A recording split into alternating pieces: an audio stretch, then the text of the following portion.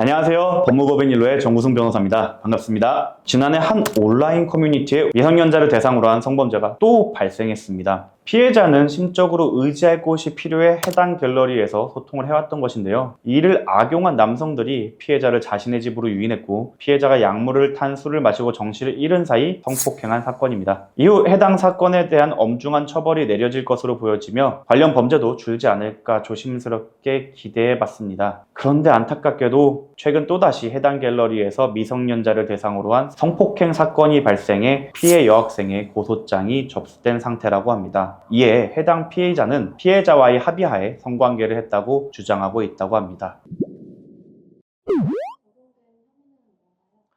우리나라는 만 13세 미만의 미성년자와 성관계를 하거나 성적인 스킨십을 하는 것 자체를 금하고 있습니다. 그들이 아직 성적 자기결정권을 행사하기에는 지나치게 어리다고 보는 것입니다. 이를 어길 시에는 형법 제305조에 따라 미성년자 의제강간죄로 처벌받죠. 그러나 2020년 N번방 사건 이후 미성년자를 대상으로 한 성범죄에 관해 사회적 관심과 우려가 높아지면서 관련 법조항이 개정되었습니다. 가해자가 성인인 경우 만 13세 이상, 만 16세 미만인 자와 성관계, 스킨십을 아예 하지 못하도록 조항이 신설된 것입니다. 만 13세에서 16세 사이는 중학교 1, 2학년에서 고등학교 1, 2학년 정도 되는 나이죠. 성인과 똑같이 자신의 성적 행위를 결정하기에는 어린 나이라고 보아 성적 자기결정권을 행사할 수 있는 나이를 만 14세에서 만 17세로 상향한 것입니다. 따라서 해당 사건의 피해 여학생의 나이가 만 16세 미만이라고 한다면 20대인 피의자의 주장대로 합의하에 이루어진 관계였다고 하더라도 미성년자 의제강간죄가 적용됩니다. 미성년자 의제강간죄는 강간죄의 법정형을 따르고 있는 만큼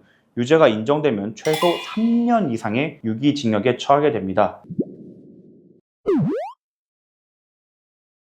사건 당시 성관계에 대한 대가를 지급했다면 미성년자 성매매 혐의로 처벌받을 수 있습니다. 미성년자의 성관계는 미성년자인지 몰랐다는 변명을 제외하고는 빠져나갈 수가 없습니다. 해당 혐의에 대해서는 청소년 성보호법에 따라 1년 이상 10년 이하의 징역형 또는 최대 5천만 원의 벌금형이 내려지는 만큼 죄의 무게가 상당한데요. 이때 대가로 현금이 아니더라도 잠자리, 음식, 물품 등을 제공하였거나 약속한 것만으로도 성매매가 성립되며 미수에 그쳤다고 하더라도 처벌 대상이 될 수 있습니다. 최근 가출 청소년들을 대상으로 잠자리 제공 등을 약속하며 자신의 집으로 유인하는 사례가 급증하고 있는데요. 이러한 경우에도 미성년자 성매매 혐의가 적용되어 처벌받을 수 있다는 점 유의하셔야 합니다. 미성년자 의제강간죄의 가장 중요한 핵심이 무엇인지 아시나요? 결국 피해자의 나이입니다. 피해자가 만 16세 미만인지 몰랐다면 충분히 무죄를 선고받을 수 있습니다. 만일 해당 사건에 연루되었다면 피해자의 나이를 알고 성행위로 나아갔는지 모르고 성행위로 나아갔는지를 먼저 따져보셔야 합니다. 그러나 여기서 한 가지 중요한 점이 있습니다. 미필적 고의. 법원은 피해자의 나이를 정확하게 몰랐더라도 어린 청소년임을 인식할 수 있었다면 그것 또한 유죄를 인정하고 있습니다. 피해자의 말투, 외모, 옷차림, 행동 이러한 모든 것들을 전반적으로 확인해서 하나라도 의심할 만한 내용이 있다면 고의를 인정해서 유죄를 선고하는 것이죠. 예를 들어서 친구랑 뭐하고 있었어? 친구랑 코노 갔다 왔어. 좀 이따 학원 가야 되는데 가기 싫다. 그래도 공부 열심히 해야지. 나랑도 놀자. 아빠한테 물어볼게. 같이 만나도 돼? 만일 정말로 피해자의 나이를 몰랐고 그분의 외향이 정말 의심하기 쉽지 않았다. 그렇다면 의심할 수 없었던 이유에 대해서 객관적 증거를 바탕으로 상세하게 설명해 나가야 됩니다. 성인만 들어올 수 있는 단톡방에서 알게 되었다. 아니면 처음부터 나이를 알려줬고 주민등록증 같은 것도 확인했다. 아니면 함께 술을 마시러 갔다. 지인이 성인이라면 소개시켜줬다. 대학 어디 몇 학번이라고 소개했다. 아니면 어제도 뭘 했다, 술을 마셨다, 뭐 했다 이러면서 성인으로 추단할 수 있는 내용, 거짓말했던 내용 등 그런 것들을 모두 모아서 증거를 최대한 확보하여 일목요연하게 정리하고 제출하시는 것이 좋습니다.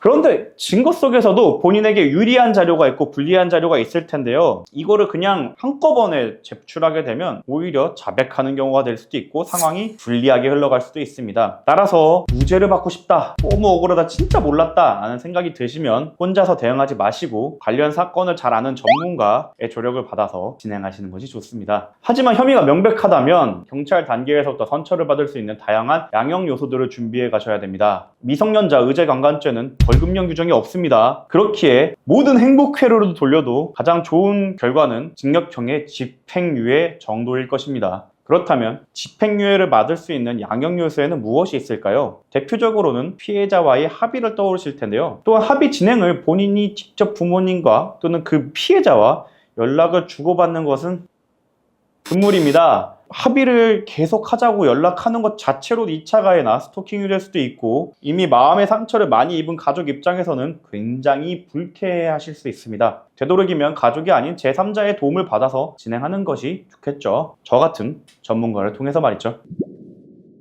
오늘은 SNS상에서 잇따라 발생하고 있는 미성년자 의제강간에 대해서 이야기해봤습니다. 관련 내용에 대한 문의사항이 있거나 도움이 필요하시면 저희 법무법인 일로로 연락주시기 바랍니다. 그럼 다음 영상에서도 여러분들께 도움이 될 수 있는 주제로 찾아뵙겠습니다. 이번 영상이 도움이 되셨다면 구독, 좋아요, 알림 설정 좀 부탁드립니다. 감사합니다.